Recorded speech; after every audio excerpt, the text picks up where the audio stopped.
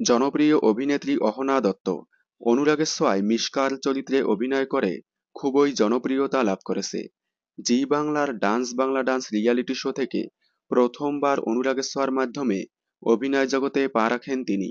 অনুরাগের ছোঁয়ায় নেগেটিভ চরিত্রে দুর্দান্ত অভিনয় করে দর্শকদের মনের কোণে জায়গা করে নিয়েছে। তবে বেশ কয়েকদিন ধরে ধারাবাহিকে দেখা যাচ্ছে না মিশকাকে। শোনা যাচ্ছে আগামীতে অনুরাগের ছোঁয়ায় আসতে চলেছে বড়সড় চমক।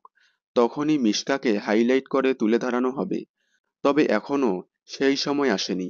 অহনা দত্ত এসবিএ প্রোডাকশনের সাথে চুক্তিবদ্ধ থাকায় অন্য কোনো প্রোডাকশন হাউজের ধারাবাহিকে যেতে পারবে না।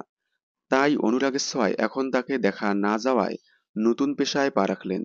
তিনি যেহেতু একজন ডান্সার, তাই নতুন করে ডান্সের স্কুল খুললেন।